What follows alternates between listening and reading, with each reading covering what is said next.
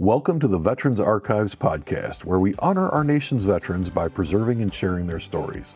You can also hear Veterans Archives on Wreaths Across America Radio every Thursday at 5 p.m. To learn more about our mission, watch veteran interviews, or find out how to record a veteran story, please visit veteransarchives.org. And if you or a veteran you know needs support or resources, we encourage you to download the Battle Buddy app from vetlifetoday.org. Today is Friday, August 21st, 2026. We're talking with Sean McMann, who served in the United States Air Force. So good afternoon, Sean. Good afternoon, Bill. How are you? Thanks for taking time out to sit and tell us your story. No, it's my pleasure. My pleasure. Let's go. I'm interested. Yeah. So full disclosure. Maybe you'll inspire me to remember some stuff I've already forgotten. That's right. So full disclosure, though, Sean and I have known each other since 6th grade at Foster Street Elementary. So this is not an unknown interview here. Yeah, there's some memories of our childhood that probably are better left out, but it was awesome. That's true. So we'll just jump right in. When and where were you born? I was born on Christmas morning, 1964, in Sparrow Hospital in Lansing, Michigan. All right. And the greatest story I remember about my birth is not related to me. It's the fact that my mother, after giving birth to me, went home and made Christmas dinner for the rest of the family. Sounds about right. They were a different breed back then. Sounds about right. Yeah, so you grew up in Lansing then? I did. And my most vivid memory is me with a coal shovel in my hand and mounds of snow everywhere I could see. You remember shoveling snow? Of course you do. You're still around there. You're still doing it. Yeah, I'm smart enough to have purchased a place where I don't shovel snow anymore. That's all I did. It seems like it's the only memory I really have that stands out from my childhood is the constant battle with the snow and ice. Yeah. Well, and you lived over on Mifflin Street for quite a while. I drove by your old house today. The Mifflin Street house? Yeah. All 600 square feet of it. That was a big place. 7 people packed inside. Yeah. So let's talk about that. How many brothers and sisters did you have? 4 sisters. No brothers, unfortunately. I always wanted a big brother. I'm probably lucky I didn't have a big brother because I was a handful. Only boy.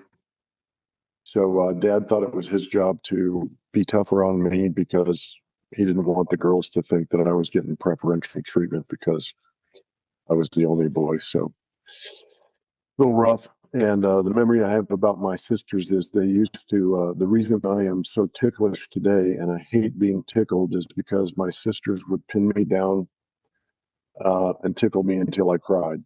So this is I have to warn like nurses if I go to the hospital, like don't touch my leg without me knowing it because I will react in a violent manner.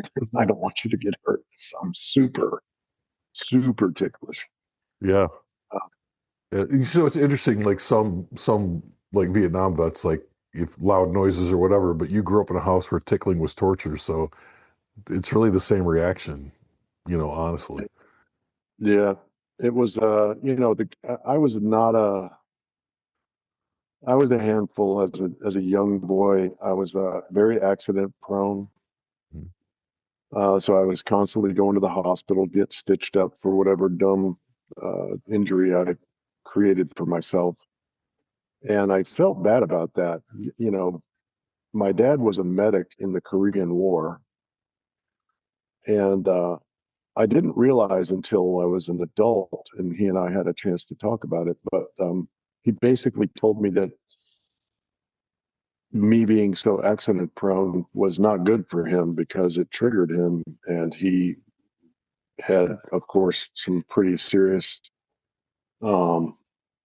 feelings that came back flooding into him every time I was injured and he was patching me up. So as a little kid, you have no concept of that, but I wish that I could take it back and be a better child and not get hurt so much, because looking back, it really did affect my father in a negative way, for sure.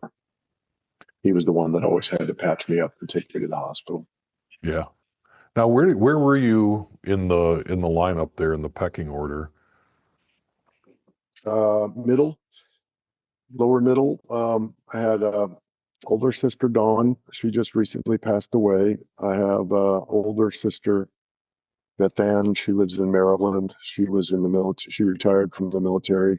I believe as a senior chief in the Navy.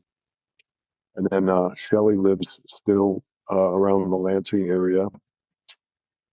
Charlotte, I believe, is where she lives in Michigan. And Erin, who still lives in Holt, Michigan, is my younger sister. So kind of in the middle. I was the peacemaker. It was very contentious family, with 7 people gathered around the dinner table. It was like chaos. And I was a bit of a comedian. I always made everybody laugh and choke on their food. And my dad thought that was hilarious. And it's amazing to me now to look back and what I often wonder how they did it, because my parents didn't come from much means. You know this about Mifflin Street. It ain't the most upscale neighborhood in that area. Right.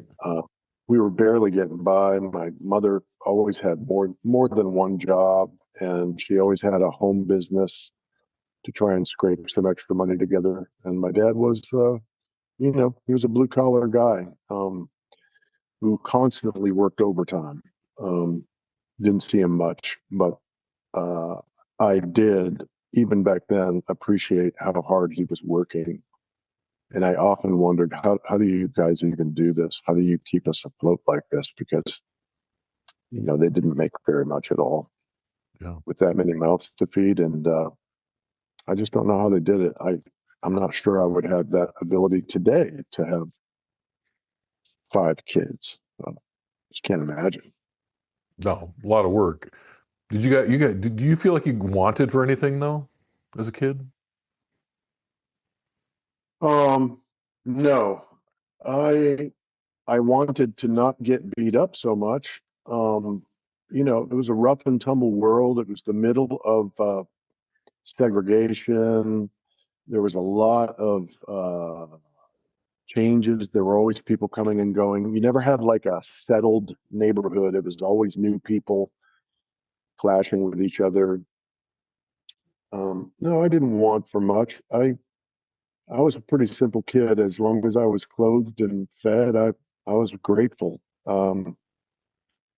That's an interesting question. Did I want for anything? More time with my father. That would have been cool. Yeah. Less contentious relationship with my sisters. That would have been cool. But such is life. Right, right. Well, talk to me about school. I mean, I remember Foster Street Elementary, but I got there kind of late in the game. I got there after everyone kind of knew everyone. But yeah, so talk to me. What was school like for you? I was a terrible student, completely disinterested in school.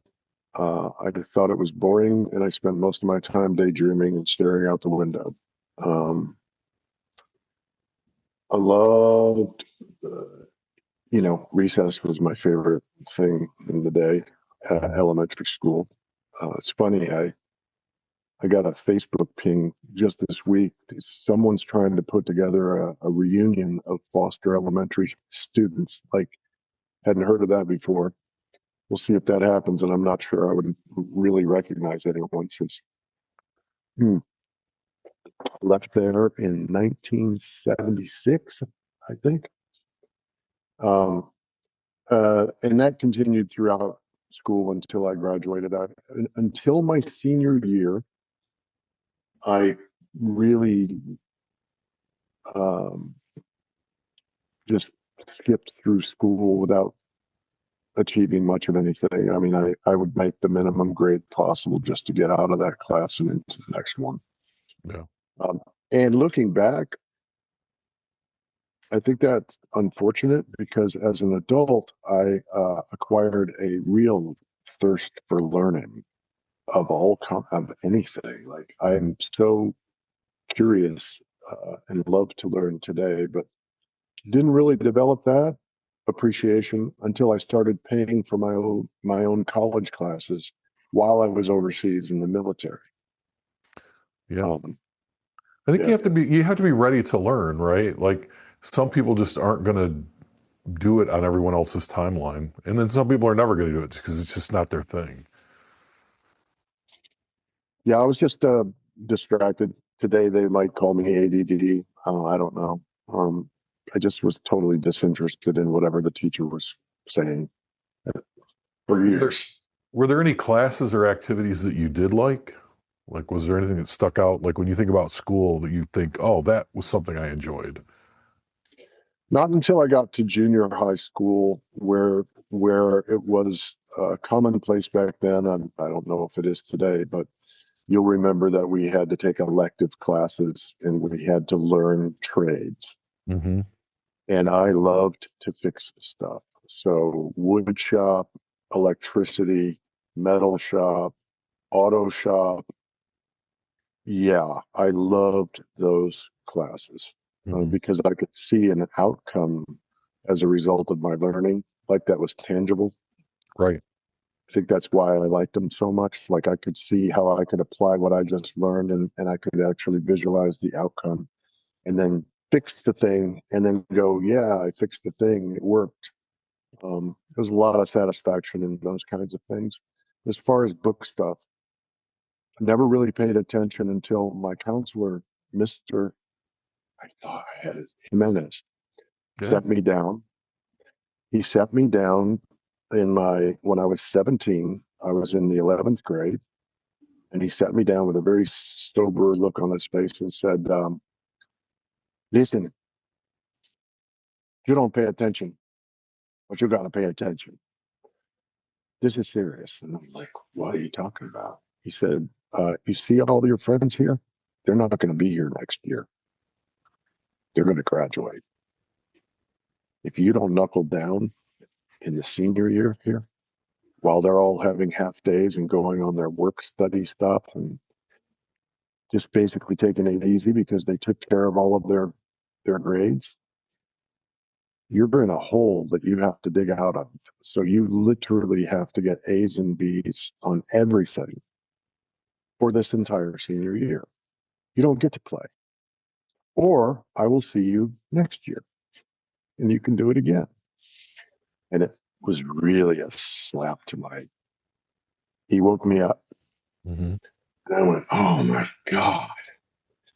So I immersed myself in, I forced myself to pay attention and really listen and really study for the first time in my life. And in particular, I uncovered that I was a pretty good writer. And an English literature teacher changed my life. At the end of the senior year, when we had our final exams, and I had spent weeks of nights, as you probably did, at the library at Michigan State University, Mm-hmm. researching and writing. And I had to create a term paper in English literature, and it was the last big hurdle to me graduating. And I don't remember this teacher's name, but he changed my life. On the last day, uh, everybody left. He dismissed the class, and he said, "I want you to stay put, Mr. McMann." And I'm like, "Oh shit, here it comes. I'm coming back here next year." And he sat in his chair in front of me, and he had this paper in his hands, and he put it down, and it had an A plus on it. It was my term paper. He said, "Where have you been?" And I said, "Sir," he goes, "Where have you been? You are a talented writer. Don't stop." And it might have been the first time anyone who was an adult told me something like that, Mm-hmm. like they believed in me.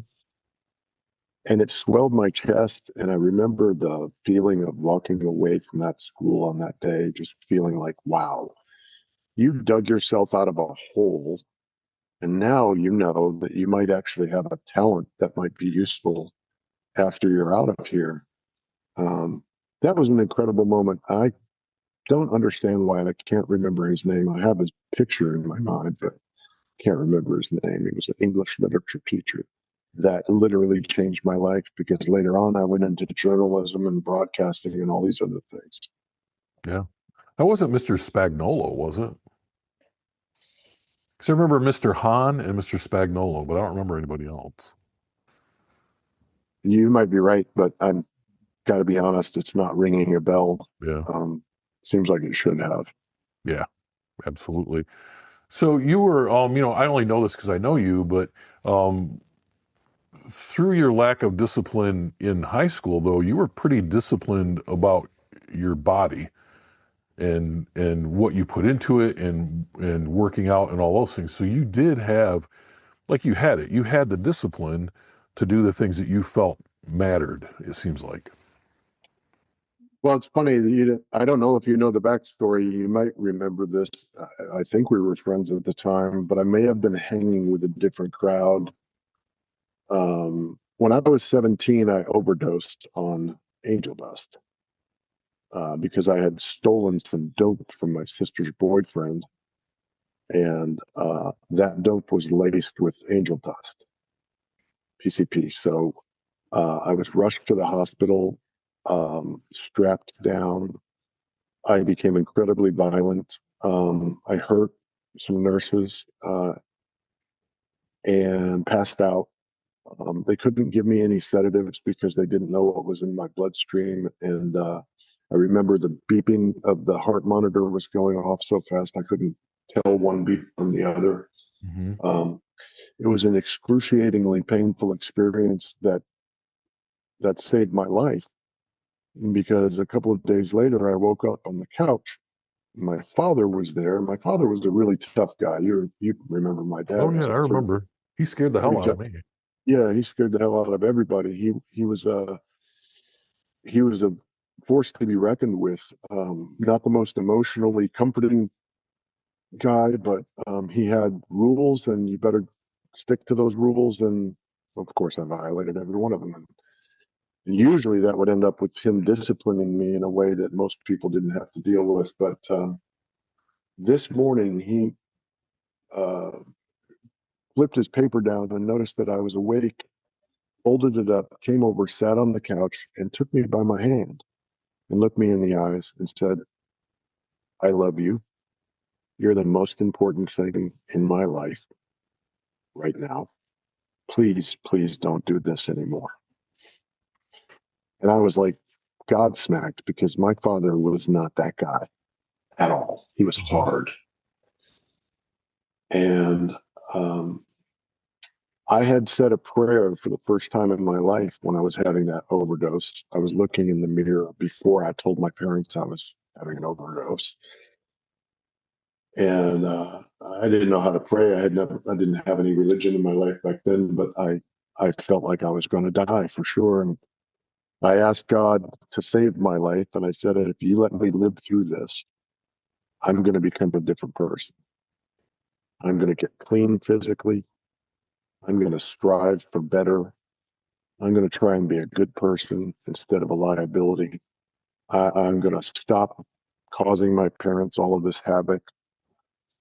And I kept my promise. So right after that overdose, I started lifting weights. You probably remember I was a pretty skinny dude when that saga began.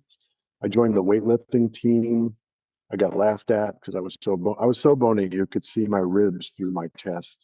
Oh yeah. I remember when I started this, I was 5'11" and a half, and I weighed 117 pounds.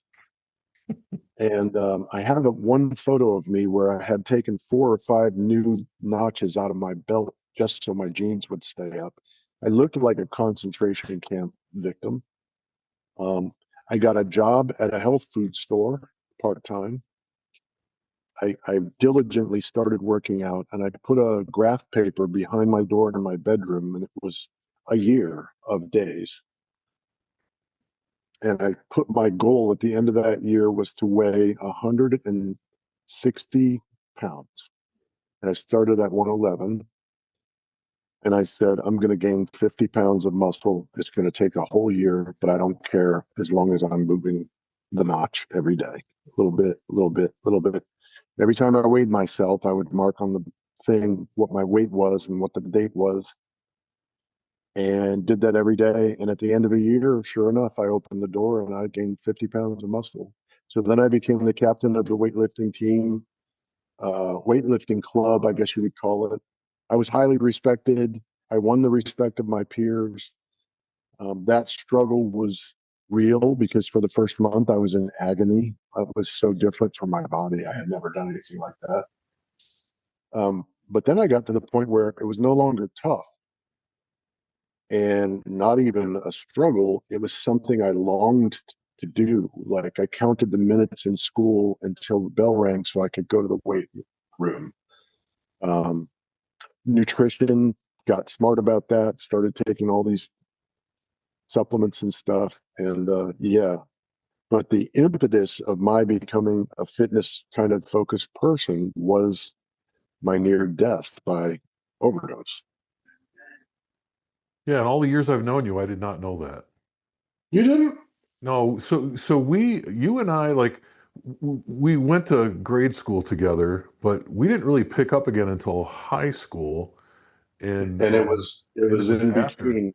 Yeah. It was in between there where this you wouldn't have liked me. I was hanging out with the wrong crowd. I was skipping school. I was smoking dope and just I don't know what happened to me. I think I was angry at my father and I was trying to get his attention or Yeah. some silly thing like that. But it didn't last long, thank God, and thank God that happened to me because if it hadn't have happened to me, I would never have wound up living the life that I've lived. Yeah, we probably wouldn't be having this conversation right now. Yeah. No, I would have been a casualty, I'm sure, but Yeah, everything happens for a reason. So you made it through high school by the skin of your teeth, as they would say. It sounds like. And so you joined the Air Force. It was a little while after high school, though. So what happens after high school? so in high school, I fell in love with theater and acting. And you'll recall because you were in my first play with me, Mhm. Fiddler on the Roof, and that was in my junior year, and then in senior year, I was the lead in Bye Bye Birdie, which was a big musical production. And I was going to acting classes at night at a school nearby, and I was auditioning for like local films and stuff, and I was winning all the auditions. Like I couldn't lose an audition, Mhm. and I fell in love with it. And so, right about that time, I'm 18 at this time. We graduate, and I joined the Air Force on a delayed enlistment, which meant that I had to hang out and be a nobody for a year before I could go into the Air Force. Well, what am I going to do with this year? Well, I wasn't going to start anything ambitious because why? I have to walk away in a year anyway. And I was sitting home one day reading the paper and I read an article about Stanley Kubrick was going to do a film called Full Metal Jacket. And he was asking anybody who thought they wanted to be part of the film to, as an actor, to send in a audition tape. And I was teaching acting at that time as kind of a fill-in gig, not really serious, but I did it like 2 nights a week. But I had access to a camera and I had access to a room, and I went to this modeling and acting school, and I rounded up all of the house plants and stuff that they had around. I made a jungle. I borrowed some fatigues from John Harris. You remember him? Oh yeah. I remember this Um, video. he painted my face up, I think, with that camouflage stuff, and I I remembered a monologue from the book that the movie was made of. It's called The Short Timers, and I did an audition tape all by myself in this room. I bundled it up, sent it off to Stanley Kubrick, um, and kept watching the entertainment news to see if there was any update. We didn't have the internet back then. It's in a black hole as far as I'm concerned. Mm-hmm. Well, nothing happens. Um, and so my delayed enlistment comes up, and I'm like, yeah, going in the military. Now I had chosen a vocation uh, of broadcasting in the military, which was the closest thing to being an actor, right? I was going to be a disc jockey. I was going to be a on-camera talent. I was going to write TV commercials and that kind of stuff. They might make a movie called Good Morning Vietnam after you. Is that Yeah, kind of where same you were thing. thinking? Yeah. That's me on the air, Yeah. and The good old days. that's in Tokyo, Japan, actually.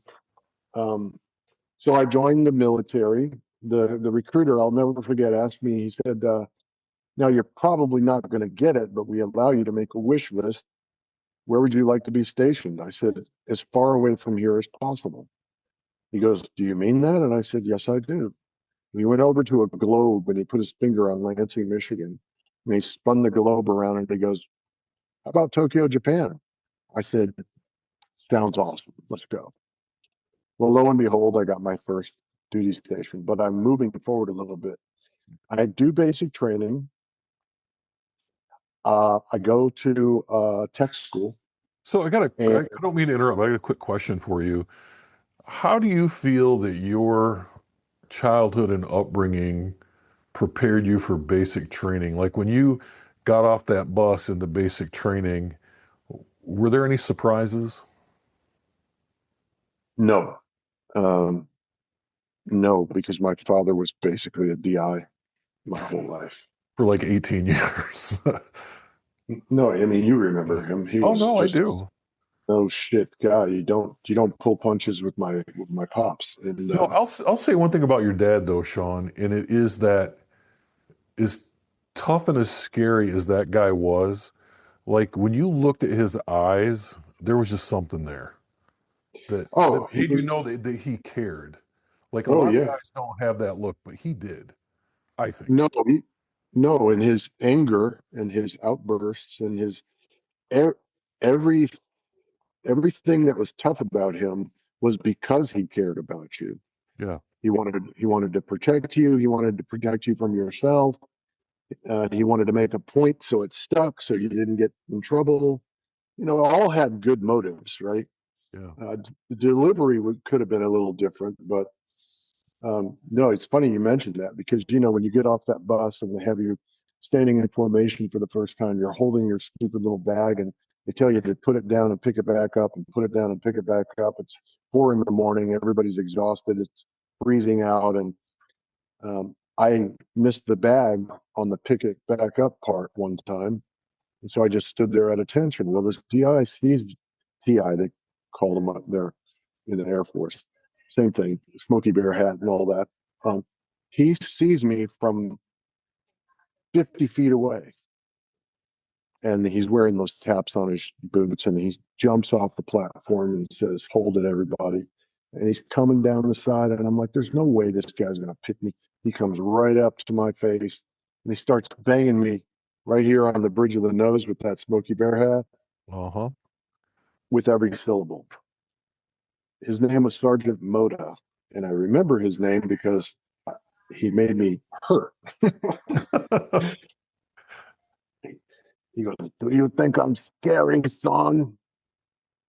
I said, "Sir, permission to speak freely." "Sure, please do. Go ahead."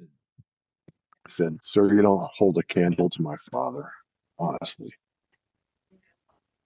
And he laughed. I got lucky. He laughed, said, "Carry on." And I never had a run in with him again, but no, from an intensity, like an emotional intensity level, Yeah.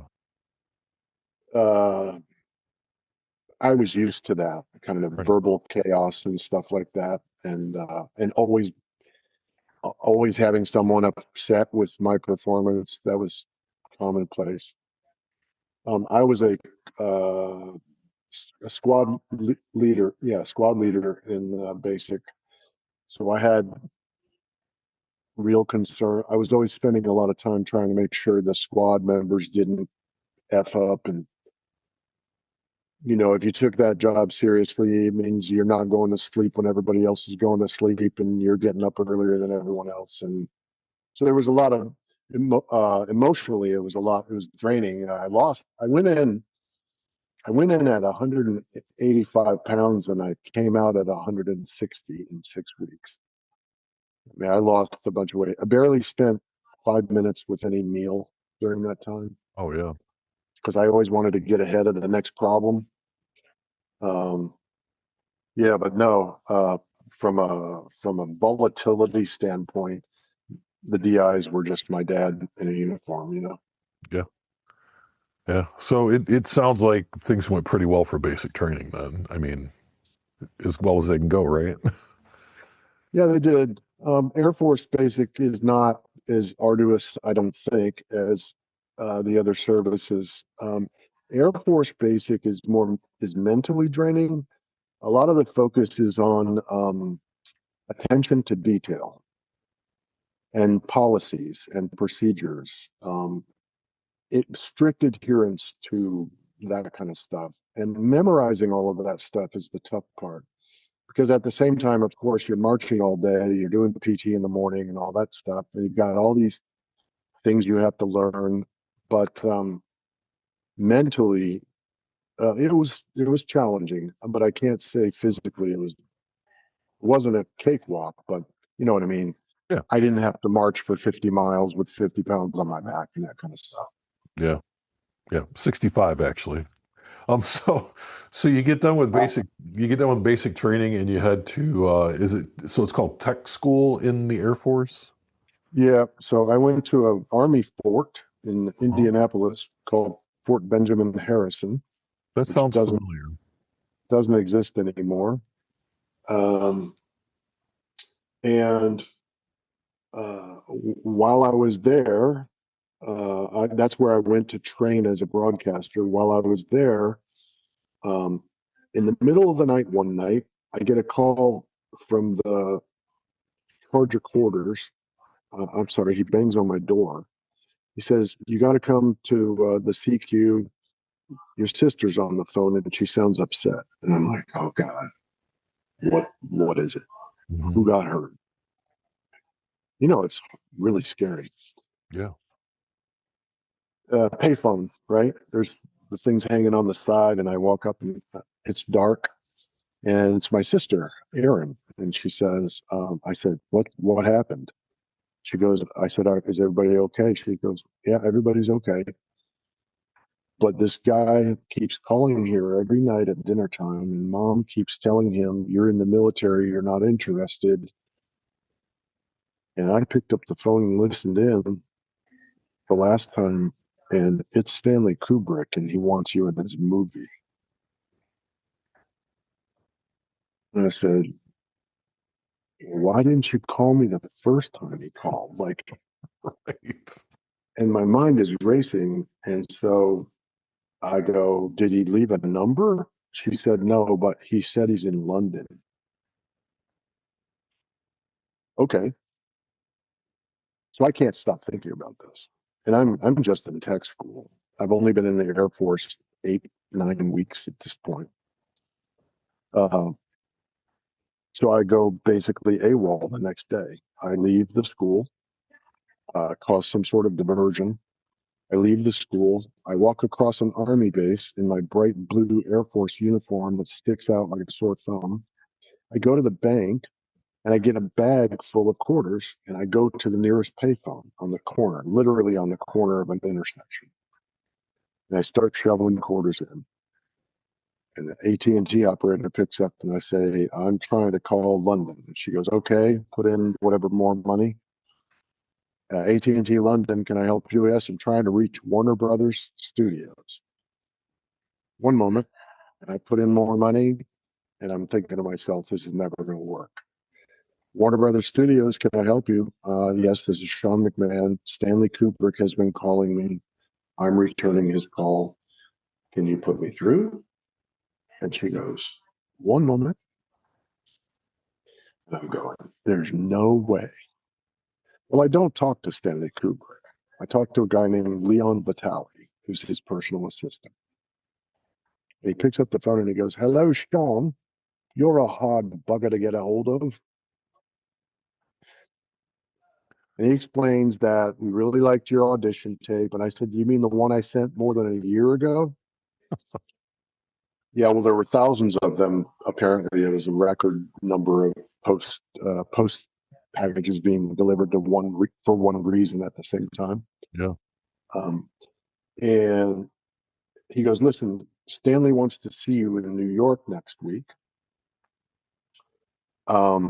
And I said, "Well, I'm in the real military now. I'm not. I'm pretty sure I can't make it. What? And I know they're not going to let me out of the military just to come to some audition in New York City." He goes, "Sean, no, it's not auditions. We start table reads next week, and you're Private Joker." And my heart just sunk because I knew I wasn't going to be able to get out. But I would have. I have to confess, I would have definitely left the Air Force at that moment Right. because that was my dream come true. So I went to my first sergeant the next day, and I explained what was going on. And in the Air Force manual at that time, there was something like a 120-day out clause or a 110-day out clause. And it said, "No harm, no foul. If you don't fit with military life, you just come to us and we'll shake hands and you can go on your way and we can be better off without you." Hmm. And I took that clause to him and I said, "I did my calculations. If you don't count weekends, I'm well within this window." And he took his glasses off and smiled. He said, "Son, there's no weekends in the Air Force." And that was it. He said, "You can appeal, but you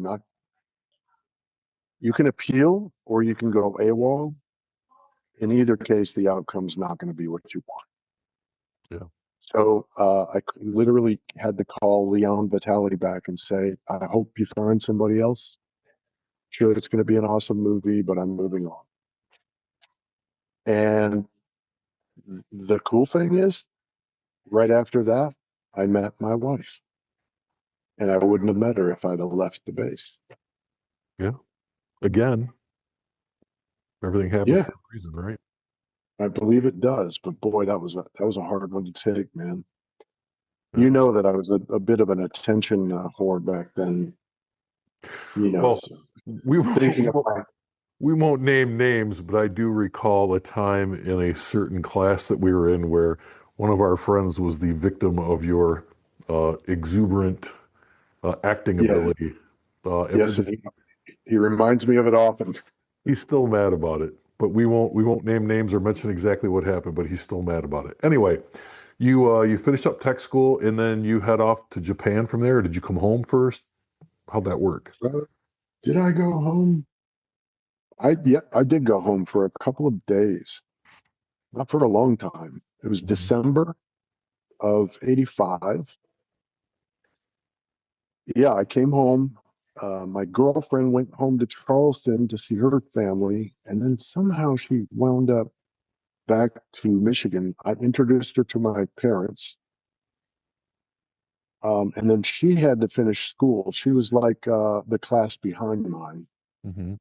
So so she went back. you met her at tech school, and I'm sorry I didn't mean to interrupt you, but you actually met at tech school then. Did Okay. I heard her laugh? Uh-huh. I loved her before I saw her. I heard her laugh in the room next to us, and I was with my buddies. I heard her laugh, and I looked up at my buddy, my good friend back then, Bill Hickman was his name. I said, "Billy, I could marry a woman with a laugh like that." He said, "Well, lucky for you, she doesn't date enlisted guys." I said, and I said, "Yet." And that's the beginning of that story. Yeah, everything happens for a reason. I agree with that. It doesn't feel good sometimes at the moment, but in retrospect, yeah, I have Yeah. to agree. So did you so you went to Japan in would have been like December, January of 85, 86. Yep, early January, 86. Um, I took a direct flight from St. Louis to Tokyo, joined the Far East Network, which was at Yokota Air Base. Um, and back then, I don't even know if they have it now, but they used to have AFRTS, Armed Forces Radio and Television Service. And it was essentially a big global media operation. Um, and every major base had a station, a Mhm. TV station, radio station combined. And I went there and I started on the radio. And then I graduated to satellite operations. And then I did television production. And then you move around. It's an interesting organization. I think I think it still exists today. In Europe, it's EBS. In Asia, it's the Far East Network. The interesting thing is it's what they call a purple suit organization. Mhm. It's literally Army, Air Force, Marines, Coast Guard, and Navy may be working on the same project in the same room together. So that was a very unique aspect of that life. So I only reported to the Air Force for a small part of my military tenure. Usually I was reporting to Marines, Navy, or Army. Did you find that they like sometimes didn't know what to, not necessarily know what to do with you because you had a job, but didn't know how to deal with you because you're an Air Force guy? Like we would get people from different services, and sometimes we just didn't know how to deal with them because, the Army was so different from the Air Force, which was so different from the Marine Corps, and so on. I think that uh, I had it easier in the world of working for the other services because I was a really gung ho kid with a lot of military bearing. And at that time, I was ironclad and bulletproof. I mean, I was tough as nails. I Mhm. was still training all the time, mentally and physically. I was at my peak. And I was a great uh, troop. Like, if you gave me an order, that's all I needed to hear. It was going to be done the way I said it was going to be. If I told you I was going to do it, I did it. No excuses. And I think that translates across services. Every boss sizes all these kids up from these different services and determines probably in 15 minutes who's going to be trouble and who can I rely on. Lucky for me, the, they seemed to think that I did a great job, and I never had a problem. It was confusing sometimes because the Air Force has specific POCs, policies, and stuff, and those are not the same from service to service. Like how you handle a given situation might be completely different. So in that respect, it was a bit confusing, but I think that I flourished because I just look. I respected all of my bosses. My bosses were like Vietnam era guys and ladies, and they'd been through a lot, and you could tell. You couldn't teach them anything. Like all I wanted to do was learn from them. They were they had very high standards, and they expected you to operate at your top and observe chain of command. And so a lot of the stuff does translate from service to service if you just use your head and you think about it. I didn't have a problem with it. A lot of people, it's interesting you asked that question. A lot of people did. A lot of people were so confused that they couldn't even operate Mhm. really.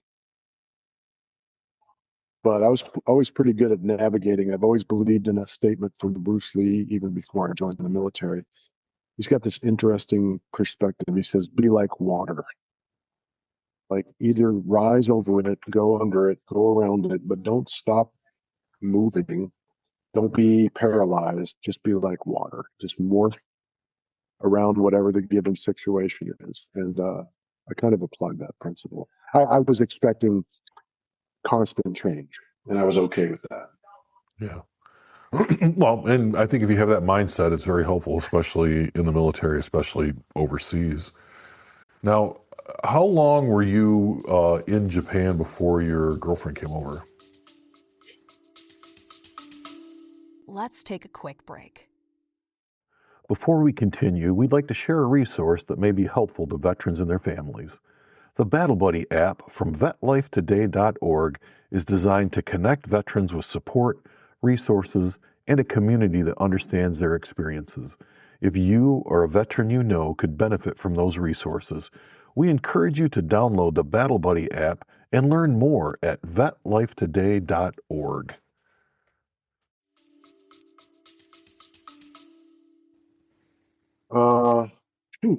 Couple months, Mm-hmm. and a Marine Master Sergeant, his name was Kevin Nagel, called me one day,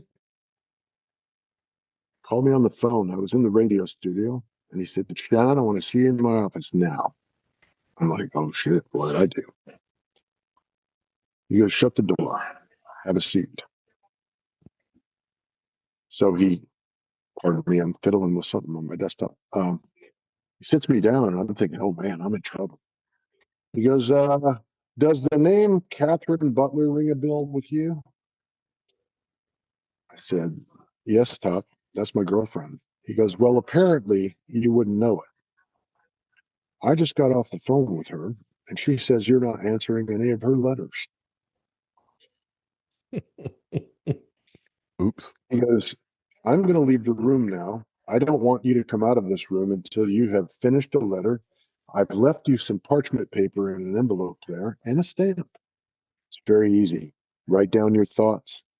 And he goes, "And you better apologize prophetically, my friend, or you're in deep shit when she gets here." So, yeah. So she came after me, and I was so excited to, that's rare. Like I had to lobby the general at Fort Benjamin, the Army general. I had to lobby him to change my order. He changed my orders, her orders. I'm sorry. I was already slated to go to Tokyo. She was slated to go to Greece. I wanted her to come with me, and all the Air Force ever told me was, "We don't do that for unmarried people. It's a non-starter." Right. And I said, "Nothing's impossible. What could I do?" And the same first sergeant told me, "If you're brave enough, you can go find the signature of a general officer." And I said, "Does it have to be an Air Force general?" He said, "No." I said, "Don't we have an Army general on base or on post or whatever they called it?" He goes, "Yes. Good luck. I can't wait to hear the story."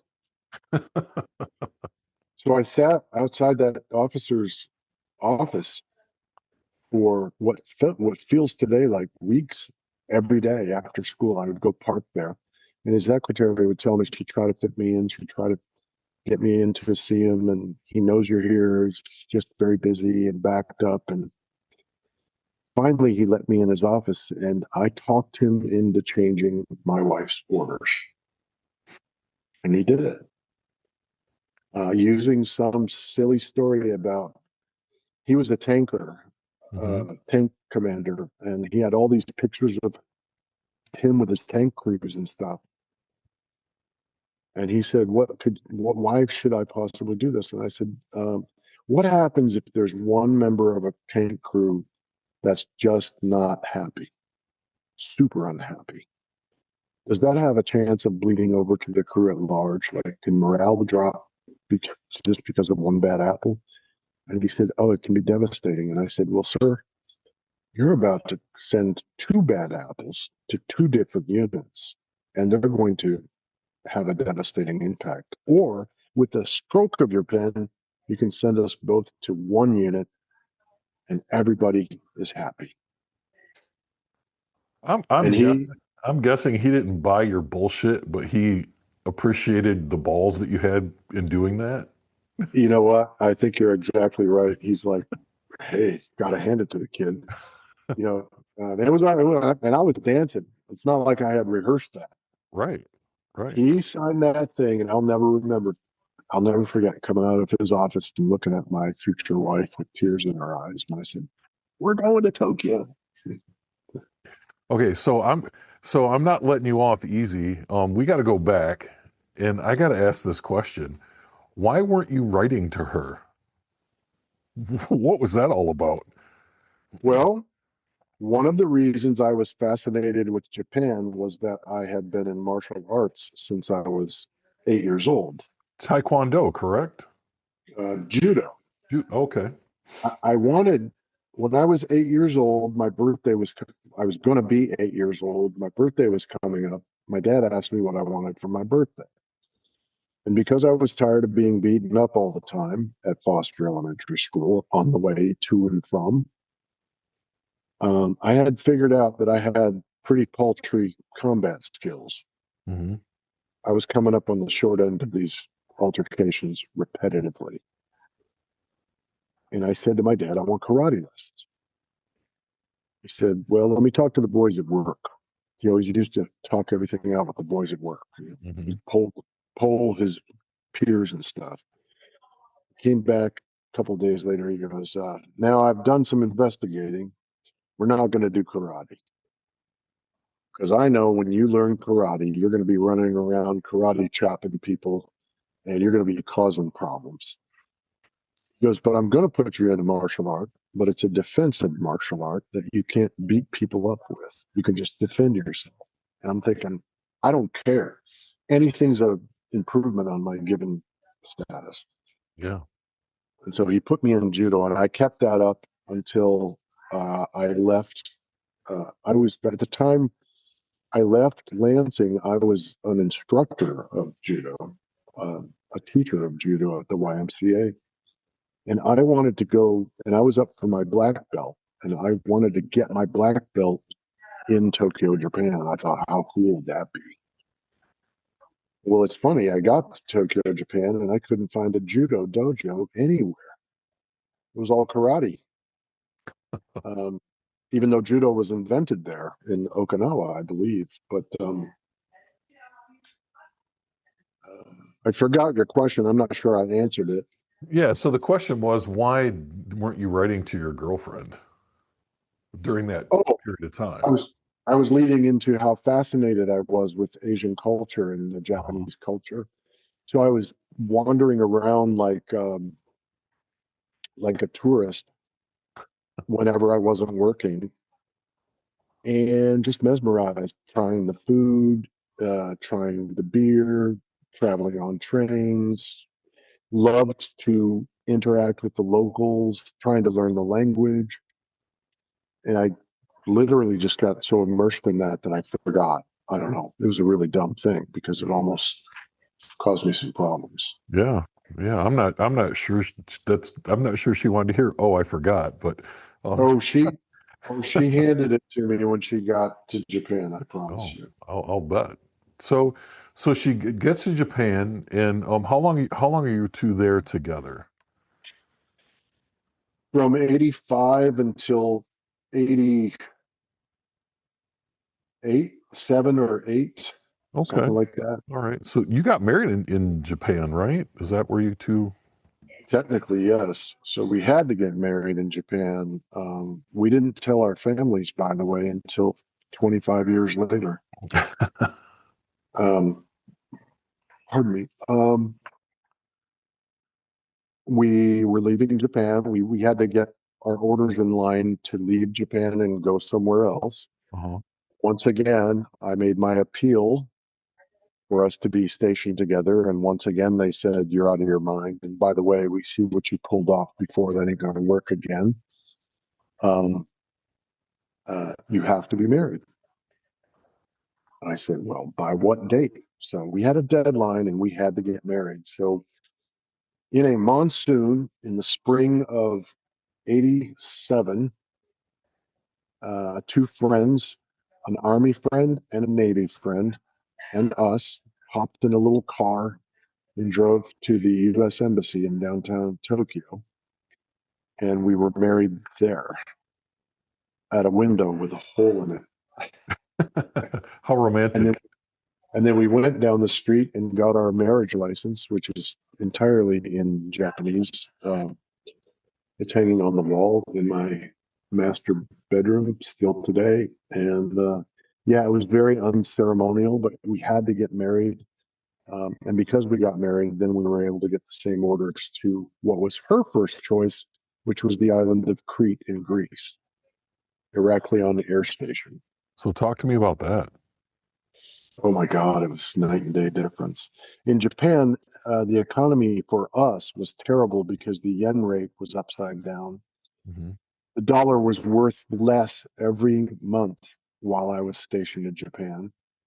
We lived off base. We didn't even have cards that allowed us to eat at the chow hall. We lived on the Japanese economy and we paid with American dollars. So honestly, in Japan, my wife and I were destitute. We could I'm not even exaggerating. Some nights we didn't know what we were going to eat for dinner. How do we eat? Which is where my love for cooking began, because I would pull everything out of the pantry and I could take a bottle of, ketchup, some peanut butter and a can of peas and some other thing and somehow make something edible out of it.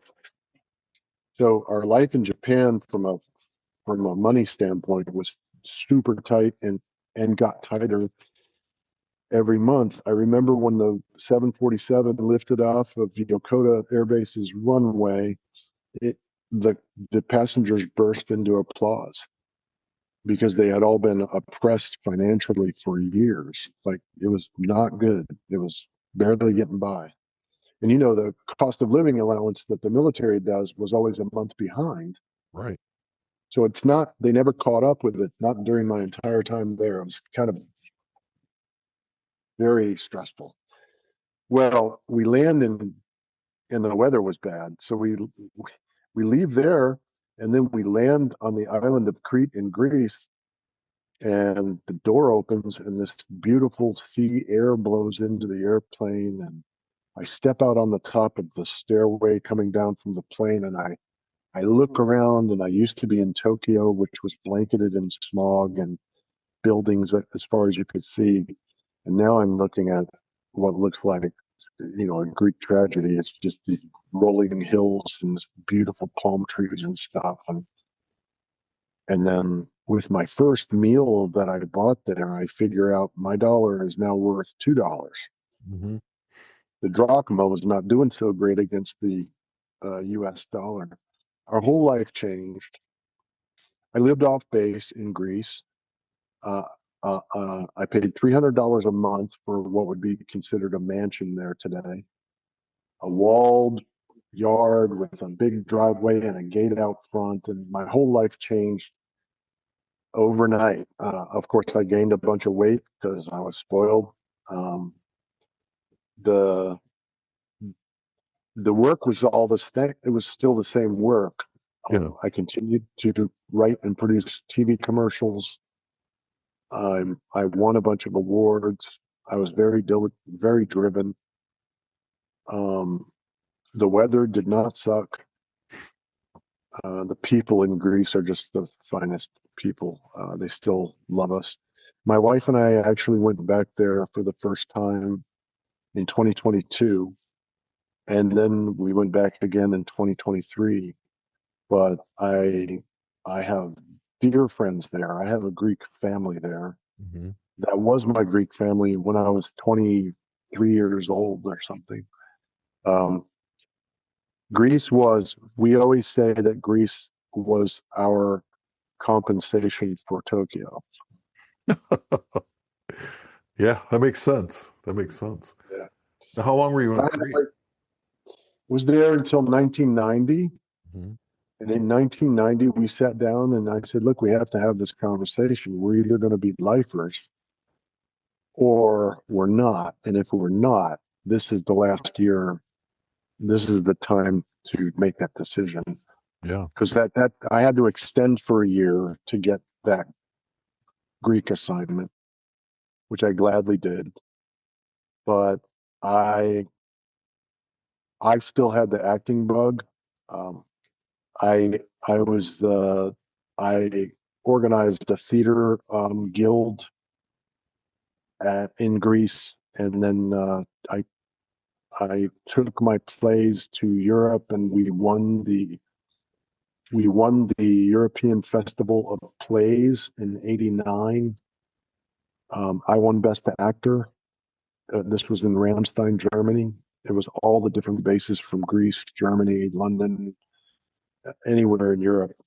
25 different bases competed, and I won Best Actor. So, and it was all judged by, like proper directors from New York and LA and stuff. Yeah. And I was like, if I'm going to do this acting thing, then I need to get out before I get a bunch of wrinkles and stuff. So she wanted to get out. So we got out in 1990 and moved to Atlanta, Georgia. Okay. Now, in between all that, did you guys have a proper wedding back home? We did. It was September of '87. We did. We came home from Tokyo. We were going to get married outdoors at a place called, I think it was Magnolia Gardens, which is one of the most beautiful estates that's been there for hundreds of years. Beautifully groomed, manicured grounds and all these colorful azaleas and stuff. And the ocean is out there, and we had the white chairs and the like Forrest Gump, that whole setup, exactly like the marriage scene in Forrest Gump. It was all set up. It was going to be fairy tale. And then, as you probably know, September is hurricane season in Charleston. And guess what showed up? A hurricane. Yeah. And the whole thing was destroyed. And the alarm bells went off, and her mother started a phone chain with all of her friends in Charleston. And they all got together and moved the wedding to her mom's church. And all the ladies, because all the flowers were destroyed and everything, so they brought house plants to the church and decorated the church with house plants. And again, you said earlier, everything happens for a reason. That's what we told each other then. There's a reason behind this, and I think the reason was so that we could see all of these people pull together to make something special for us out of nothing. They had nothing. Everything was gone. Yeah. And they did. I think you were overseas at that time. I was in the Mediterranean. I had deployed in June, and I didn't come back till November of '87. So yeah, I missed the whole shindig. Yeah, well, it was awesome because we got married, and then I got a phone call at the reception from the limo driver. I had rented a limo. It was going to take my wife and I to a beach house on the beach in Charleston. And he called me and he said, "Mr. McMann, I'm calling to let you know we're not going to make it with the limo." And I'm like, "What are you talking about? You're supposed to be here in an hour." He goes, "The limo is underwater on the Market Street downtown." And it flooded the whole downtown. Yeah. And so John and a bunch of my wife's friends' husbands, they all got together, pitched in, made a bunch of phone calls, and found we can't get you a limo, but they got me a stretch convertible Lincoln Continental, a white one. Yeah. And we walked out expecting just to get in my father-in-law's car, I guess. And we walked out of the church. People are throwing rice on us, and they pull up in this sweet stretch Lincoln. Super cool. Made for better memories. Yeah. And again, those are moments you'll never forget a moment like that. Well, the old saying is, if it rains on your wedding day, that's good luck. So whatever the hell I must happened be, there, you guys had the best luck on the planet. I must be buried in luck today then, because That's my right. weddings were rained out. That's right. That's right. So you guys leave Tokyo and you end up in Atlanta. And so talk me through, like, first of all, like, what was that transition like? I mean, lucky for you, you were both in the military station in the same place. So it wasn't like you were coming home and she was taking care of the house, or she was coming home and you kind of did all these transitions together. But what was that like for you? It was a massive culture shift for me. It was actually hard for me to deal with. Hmm. I told you earlier, I was pretty gung ho. I was bursting with military bearing, and I loved the standards in the military. I knew that I could know that things were going to be the way they were supposed to be. And you get used to in the military knowing that, right? Yeah. There's no half-assed anything. It's up to a standard that we've all agreed on, always. That's Mhm. it. And if not, there's a clear path to remediate that problem and get on down the road. This doesn't exist in the civilian world, or at least it didn't in Atlanta in 1990. Yeah. I went to work for Ted Turner. Uh, I'm on a busy television set, live TV, which I was used to. We did that every night in Greece. It was a much bigger scale, of course. We're talking about a major network and not some little small affiliate station. But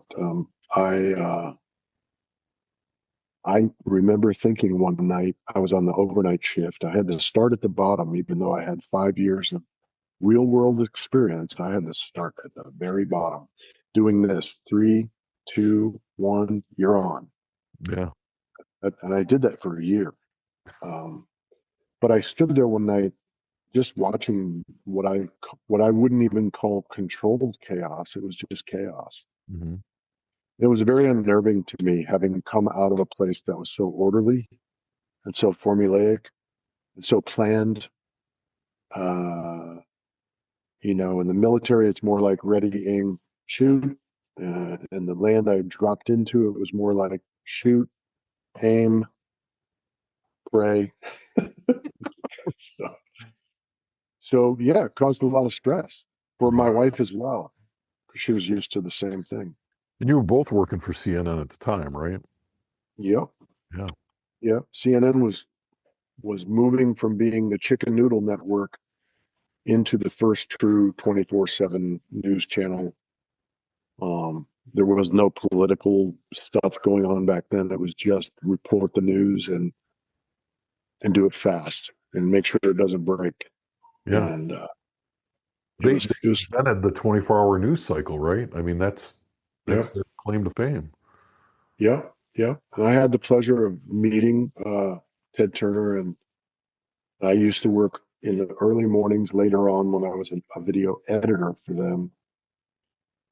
Some of the neatest conversations I had was with Ted Turner. He would ride his bike to work in the dark in a suit, and he would always put his right pant leg inside of his sock so he didn't get caught in the chain. He would ride from like some ritzy part of Atlanta. I can't remember, Paces Ferry, I think, and then he would ride down to downtown. And then he would always get in the elevator with me, and I was the one that noticed that his pant leg was still tucked inside of his sock, and I would try to gently remind him of that. You got your and he would thank me profusely every day. Uh, Pretty eccentric guy, but not afraid of risk. I'll tell you that.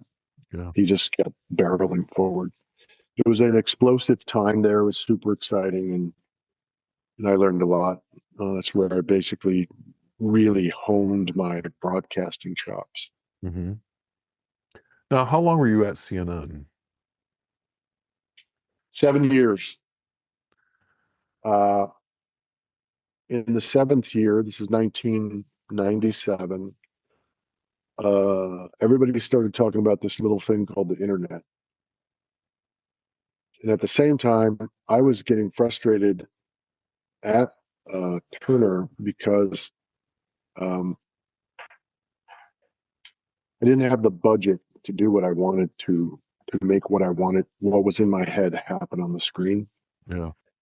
And I got blessed by bumping into a guy at church who owned a production company who had just gotten a massive contract to produce a documentary film that was exactly something that I would want to produce. It's called The Parenting Principle. Mm-hmm. And he said, I would like to hire you. I saw your special that you did for CNN last night. And so he hired me, and I got this massive budget. Basically, I could do whatever my heart desired. I had cranes and very expensive equipment and Yeah. car mounted cameras and special lighting. And I did that for a year. I shot, edited, produced, and then won 14 regional Emmy Awards for that documentary, which was amazing. So then I was done with video production. I said, "There's nothing else I can do. That I'll never do anything better than that." Yeah. Um, and then the internet talk was happening, and then a guy saw that special that I just talked about. He saw that special on a Saturday night, and then Sunday at church, he pulled up alongside me in the parking lot and he said, I saw your show last night. Did you produce that thing called, it was called Perfect People? And that was a Turner program. And I said, yes, I did. And he goes, I need to talk to you. I need a video guy. And I said, oh, sure. Why? He goes, can you meet me at the Waffle House tomorrow? So this guy, I find out, is worth $150 million. He just sold the largest uh, Toyota dealership in the world, Atlanta Toyota, and he wanted to start an internet company based on video. Mm-hmm. He goes, but I don't know anything about video. Can you write a business plan for a video internet company? And if you do that, we'll go out and raise a bunch of money, but I'll fund it to begin with because I got a lot of money. So talk about rolling your dice. Yeah. So I downloaded a Word template for business plan. I don't have a business degree. I never had a business in my life, but I wrote a business plan and then I subsequently went out and raised $10 million with it. And started a company called Media First. Mm-hmm. Hired 75 people. It was crazy times back then. Now, were you still in Atlanta at this time? So you're still Yep. hanging out down there. And so how long I mean, so you watched this company go from not even an idea really to fruition. What was that like? I loved it. I love to create, whether we're talking about creating a document or a photo or a video. Business ideas are similar. It is a creative process. And then solving problems is the other thing that I love to do the most. Figure shit out, right? Mm-hmm. And so I thrust myself into a world where I didn't know anything. I had no experience, but I had to win. Like there was no choice. Uh, we were successful. We partnered with the biggest companies on the planet. We actually sold our solution to companies. Mm-hmm. And the problem is we were way ahead of timing is everything in technology businesses, and we were a decade ahead of the right time to do that. Because we were talking about internet video in 1999 Right. when you had a dial-up modem, you didn't have the bandwidth. Well, somehow all these smart investors, myself, my team, none of us thought, gee, but no one can actually watch what we do. Right. It's amazing, but it's true. We were 10 years ahead of our time, and that's a hard lesson that I learned. But that's okay, because that was the stepping stone to me moving on the other side of the table. Instead of using the technology in my own company, I would sell technology to companies, Right. video technology. So how long? So you were just with this group for just a couple of years then? Mm-hmm. So roughly like 1999. What happens? Like you discover, oh, this is great, but we just there's no bandwidth to do what we're trying to do. We're gonna put that on the shelf. So what happens next? You hire your best friend from the Air Force to be your chief technology officer. Hmm. Your chairman falls in love with him. They become BFFs.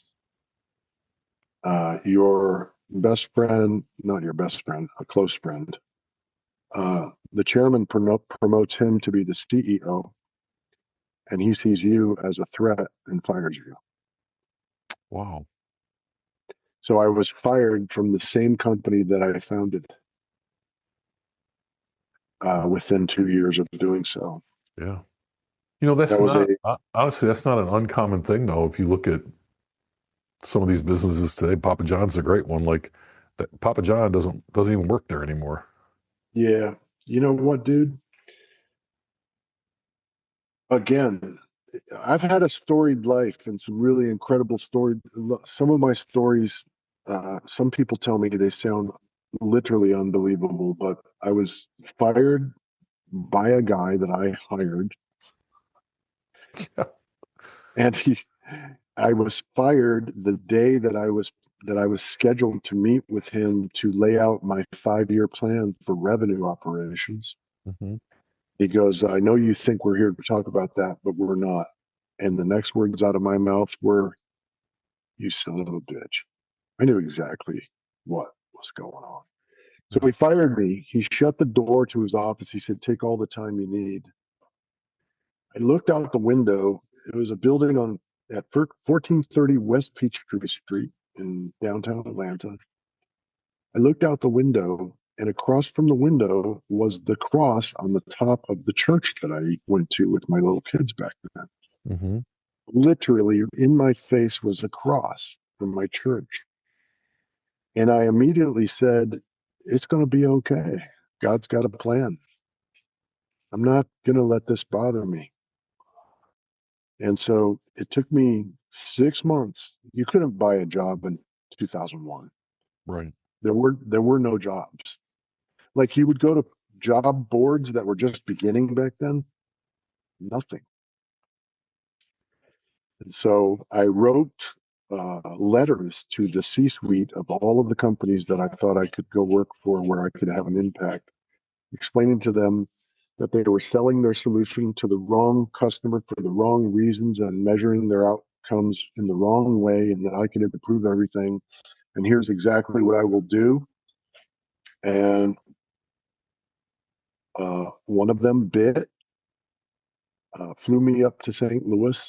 I met for 11 hours with all the C-suite, and they hired me on the spot, which was great because for 6 months I had been surviving, paying 4 mortgages and putting my kids through all their sports stuff and all this medical stuff. It was the braces period and all the orthodontic stuff. We were literally paying all of our bills with our 401k that we had built up in the 90s. Yeah. And thank God for that. That's terrifying. Well, I went to work I got up every morning, put a tie on, back when we used to wear ties. Hmm. Um, I took my kids to the school bus, which stopped right in front of our house. My children didn't know this happened until they were teenagers. I told my wife, Catherine, they don't need to know about this. Yeah. I don't want them worrying about daddy. I'm going to work every day to find work. That's what I'll be in the basement of my office doing. It's just a different sales job now. Hmm. I'm selling me now instead of a product. And I did that, and it took 6 months. It was at the end there, man. I was pretty fragile emotionally, but I've always been a big believer in belief. I believe in the law of attraction. As a man thinketh, so it shall be. So I choose to believe. Like I've always told my kids, I would rather believe I can succeed and be proven wrong than believe I'm going to fail and be proven right. Yeah. It's a great lesson, especially for kids. Yeah, and when they heard about that way later in life, Yeah. they couldn't believe it. They're like, "Oh my gosh!" Right. They're probably like, we didn't even know what was happening. They had no clue. And I don't think, you But know we what? got, I don't think kids need to know. Like, that's too in the weeds. They need to be kids, right? yeah, a similar thing happened in 2008. Um, Very similar thing happened in 2008, and we applied the same protocol. Yeah. It's just another day. We'll get through this like we get through everything. Right. My wife and I have a beautiful wife, and she's been my partner for 40 years now, and we have a motto that we adopted when we got married. It's you and me against the world. Mm-hmm. Like you put your back against mine, I'll put my back against yours.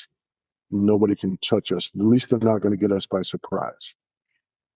Right. And that understanding, um, it was very powerful. It's very powerful and very helpful when you're facing periods of life that are full of doubt and worry. Mm-hmm.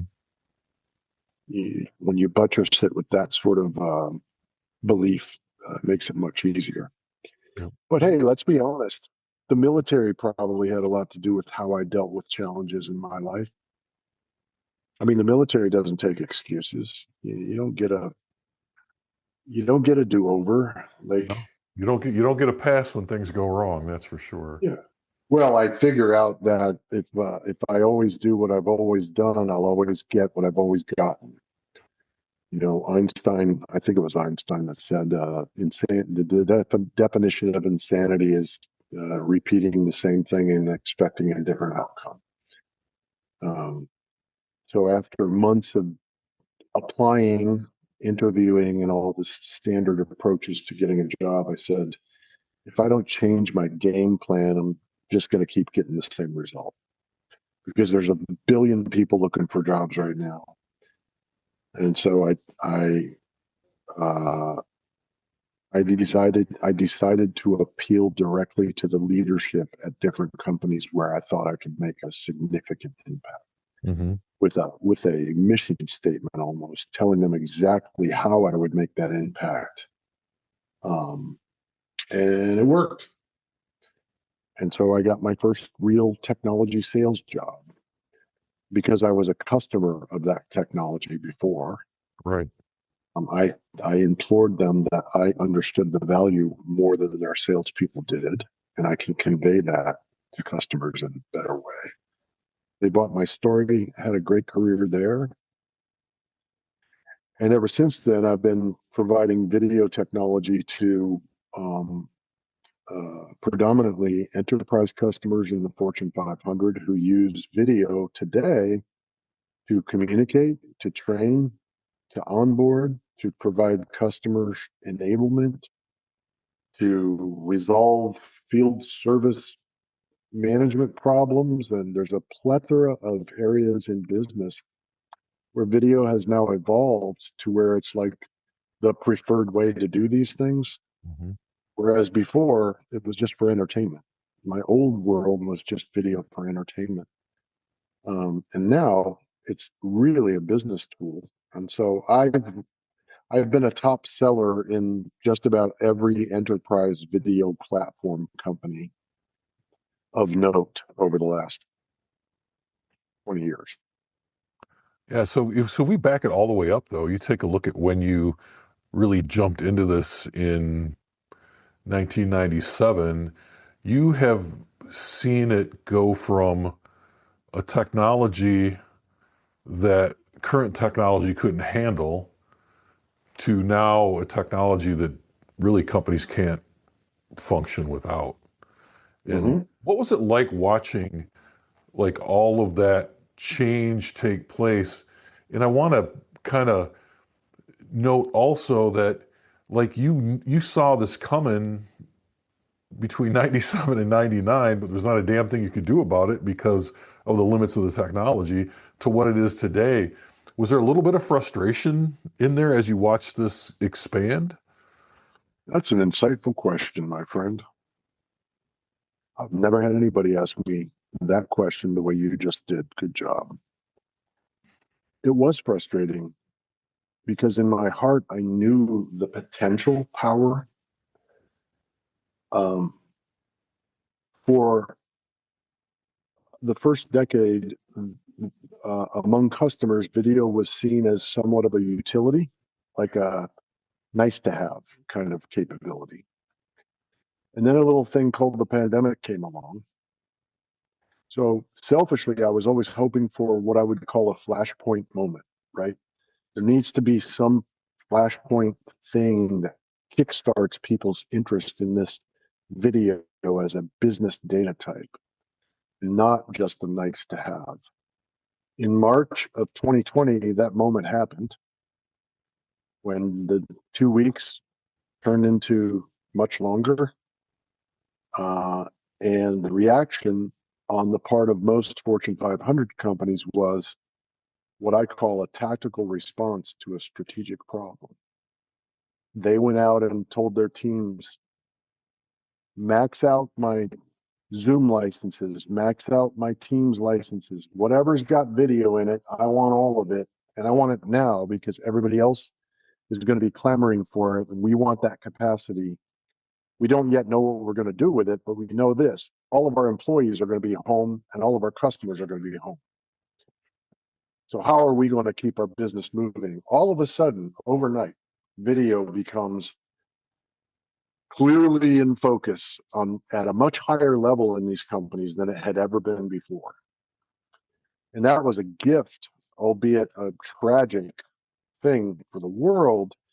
It was the most incredible gift for video in business in general, because those companies then put themselves through a self-imposed proof of concept Right. that I didn't have to encourage them to do. They were going to do it anyway.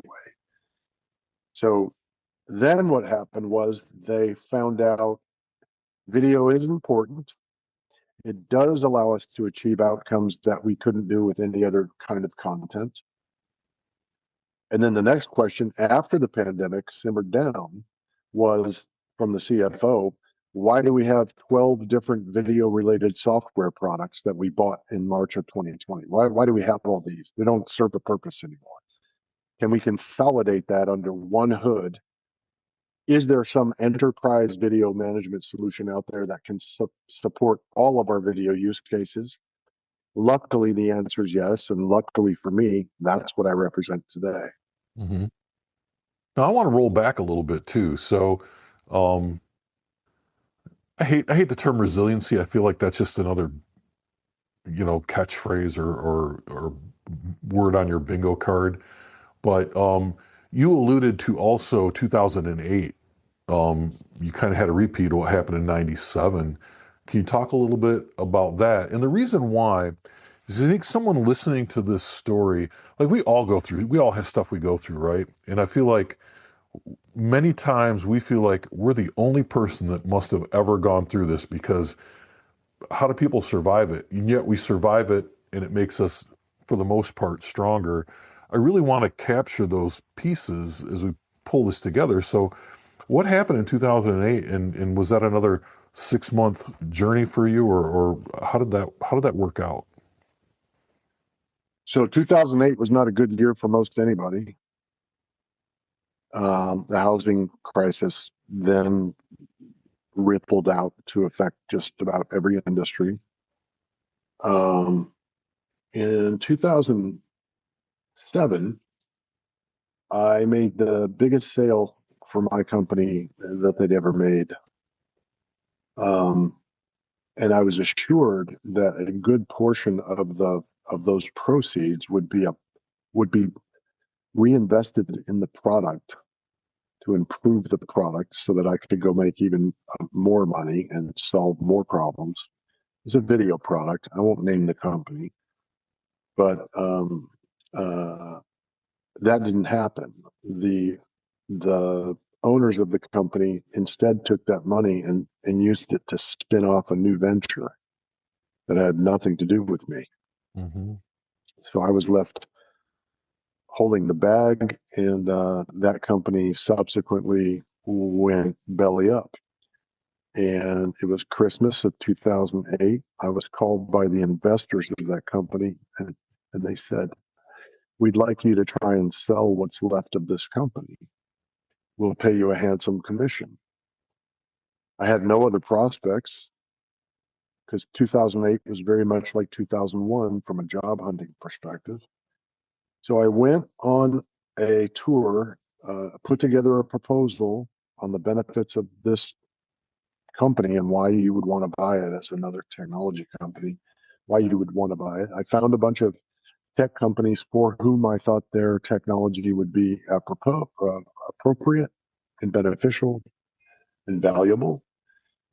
And the last pitch I made was to a company in Atlanta. And at the end of that pitch, I was in the elevator lobby, dejected, because they had told me, "Great pitch. We don't want to buy this company. Mm-hmm. It's a good fit, but we're just not feeling it. We're just not seeing it." So it's just before Christmas. I have no income. I just failed at selling this company, and I'm in the lobby waiting for the elevator. And just before I get in the elevator, the CEO of the company comes out and shakes my hand, and he goes, "Look, hey, we're not interested in buying your company, but we're interested in buying you. Can you come back Monday? We think you'd be a great addition to our enterprise sales team." And I got in the elevator and wept like a baby all the way down. Because, what I was thinking was, this is going to be a replay of 2001. Yeah. But again, look, circumstances. I tried to pitch them to buy a technology, and in doing so, they were able to see how good I was at influence. And they're like, "Holy crap!" So they hired me, and I had a great career there. They were bought, which always happens in technology. Mm-hmm. And since then, I've made graceful moves from one enterprise video platform to the next, built my personal brand, built a network that's massive. And I think that I put in place a good assurance that I will never face that again.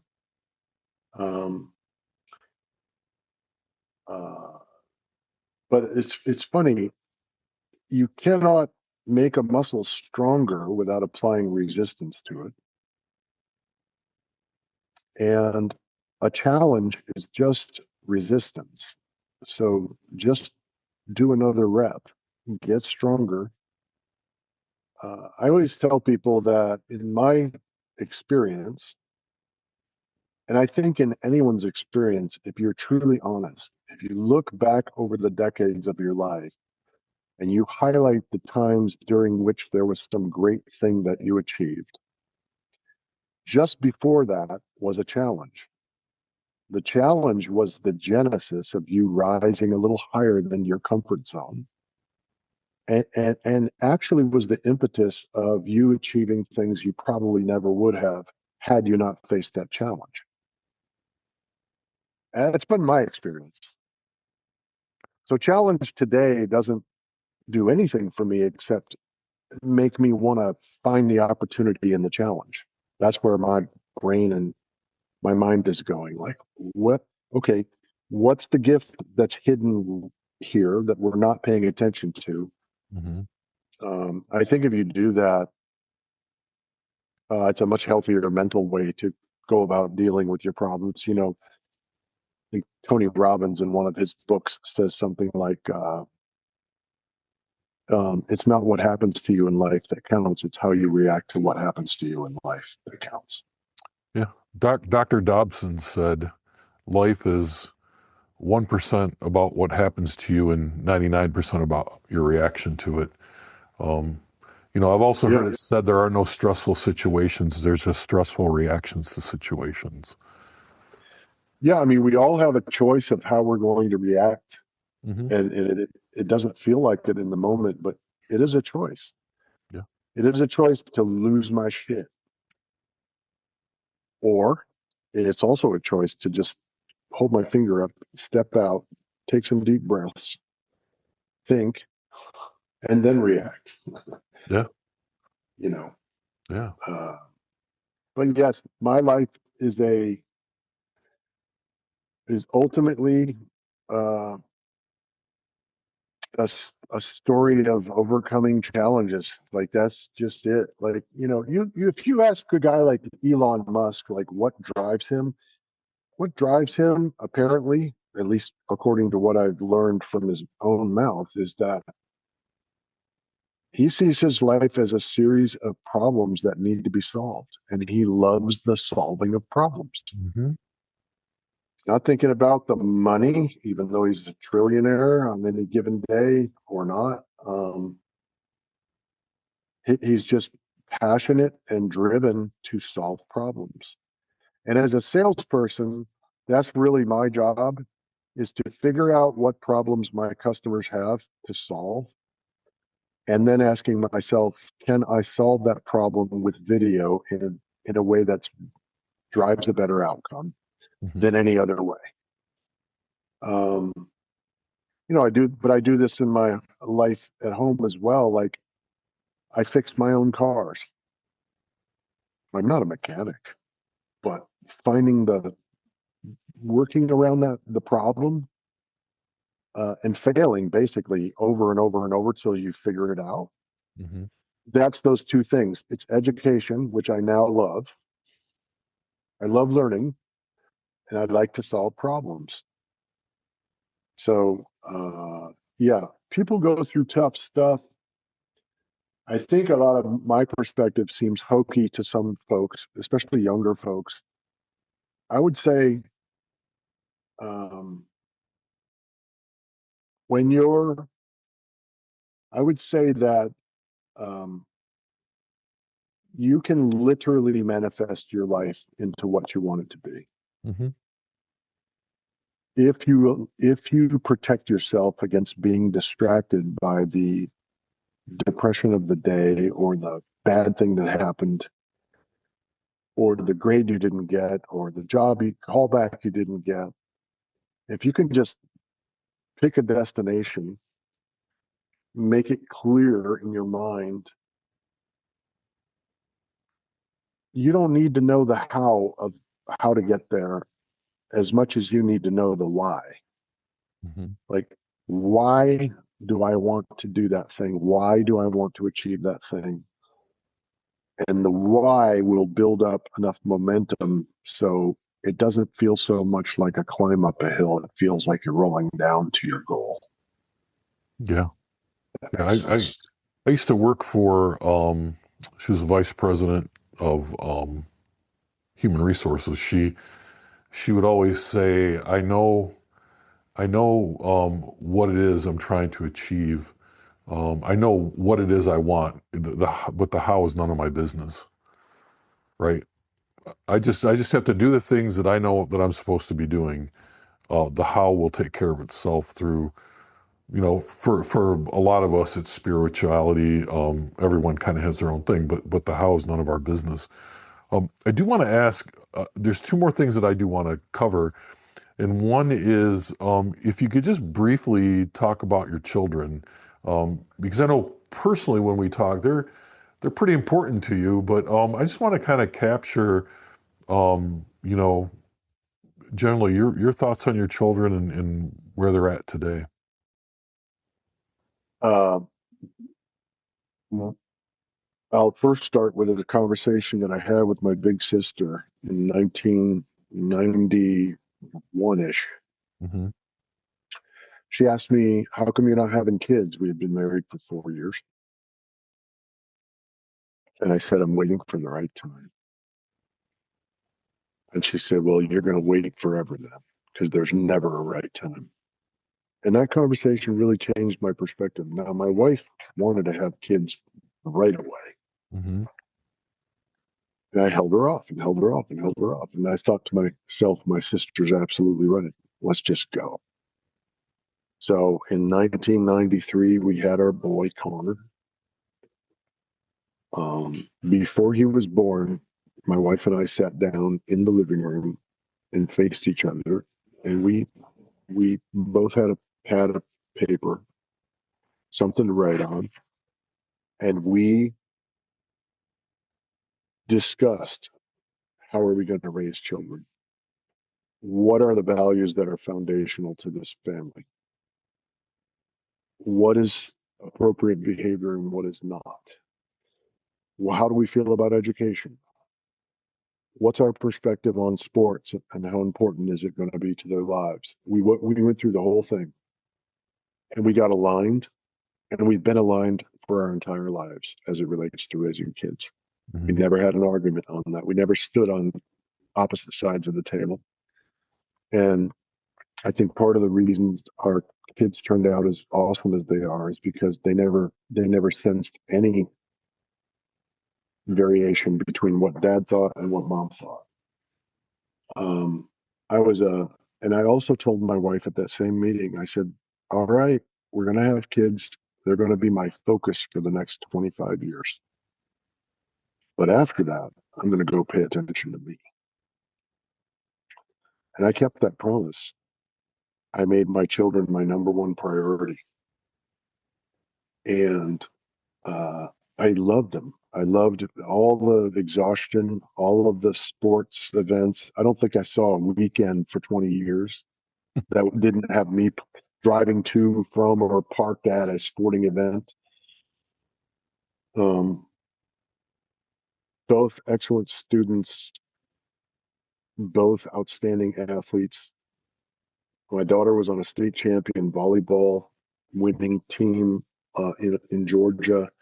The son won the state championships in tennis and then was recruited to play tennis in college, and then led that team to record outcomes, and then actually came to me after college and said, "Can you still hear me, Bill?" Yeah, I can hear you. He said, "Dad, is it crazy for me to want to go on the pro tour and try to become a pro tennis player?" I said, "No, what's crazy is you sitting on a bar stool when you're 50 telling your friends how you could have been a pro tennis player. Yeah. You can afford to fail now.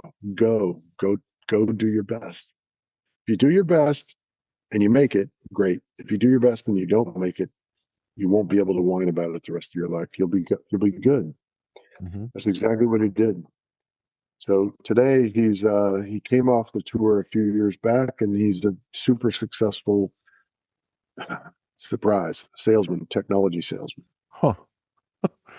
Daughter is a whiz kid. She's a software genius. She's a senior software engineer for AT&T out in Dallas. Wow. Both of them married. And yeah, I'm super proud of my kids. A beautiful moment, a beautiful thing happens when your children, where your interactions with your kids no longer include a teaching moment. It's just your friends. Mm-hmm. So today, my kids are just my friends, really good friends too. I love them. I respect them. I love interacting with them, but it's different because I don't have to teach them anything. I don't have to course correct. In fact, we're at the point now where my kids are beginning to give me life advice, which is interesting. It's a good space to be in. Yeah. I thoroughly loved being a father. I loved dedicating my life to that as a primary focus, and I don't regret it a bit. But today I'm pretty selfish. I'm delving into things that are selfish, like music production, video production. I'm a lawn geek. I spend way too much time trying to take care of my lawn and gardening. I have a dog I love dearly, and I do a lot of training with him. And and I'm in Charleston, so I love the beach and I love to fish. Um, Writing, I'm working on 2 books. I put a lot off. And I meant what I said, and I think my kids appreciate what I did. I Mhm. think I did the right thing. Um, I didn't really give up anything that I couldn't have picked up afterwards, like I said. Try to take care of myself, try to work out a lot, try to eat a very clean diet, trying to stave off father time as best I can so that I can do these more selfish things. Um, but yeah, being a dad was super enjoyable. Yeah. Yeah. I can tell. And I can tell from our conversations over the years. I wanted to ask, as we sort of wind up our conversation, one is that we've covered a lot in the last couple hours. Is there anything that we haven't covered that you wanted to talk about? Um, well, I just want to say thank you to all the vets out there because I do appreciate your sacrifice. Um, I always knew in the military and after, I always knew and had respect for the fact that a lot of people in the military go through a hell of a lot more tough things than I did. I kind of got a pass because I was in the military in the only 5-year period, I think, where there wasn't even a conflict going on. Mm-hmm. It ended before I started, and the Gulf War one didn't start until after I got out. So I feel like I'm a little bit embarrassed, to be honest with you. But I guess what I want to express is that there's probably a lot of veterans watching this. So from the bottom of my heart, I certainly respect and appreciate what you've done. And uh, I would say to them, as there's a lot of vets out there, for instance, transitioning into the civilian world. Own your military background. It's something to be proud of, and it's something that differentiates you. And it is super valuable as compared to the kid out of college who has zero experience doing anything real. Um, but thankful for the time. Glad that you're still my friend. And yeah, I don't really have anything else to add. This has been very enjoyable. All right. Well, I'm going to ask you one more tough question then before we go. So, for someone who's watching this video or listening to this conversation 100 years from now, when neither one of us are here, unless there's some magic of modern medicine we don't know about, what would you like them to take away from this conversation and the way you've lived your life? I always tell my children that I want my epitaph on my tombstone to be simple. Here lies Sean McMann. He was more good than bad. That's how I've tried to live my life. I try to be a good person. Mm-hmm. I try to, uh, one gentleman referred to me recently as a bucket filler. I want to be remembered as someone who lifted people above where they were, challenged them to be more than they thought they could, and helped them when they least expected that I would show up. And that's the kind of person I try to be. All right. Well, thanks for sharing that. Thanks for sitting down with me for a couple hours today. I really appreciate it. Thanks, Bill. Thank you for listening to the Veterans Archives podcast and for helping us honor the service and sacrifice of our nation's veterans. If you enjoyed this episode, please consider sharing it with others so more people can hear these important stories. To learn more about our mission, watch additional veteran interviews, or find out how to record a veteran story, please visit veteransarchives.org. And if you or a veteran you know needs support or resources, we encourage you to download the Battle Buddy app from vetlifetoday.org. You can also hear Veterans Archives on Reads Across America Radio every Thursday at 5 p.m.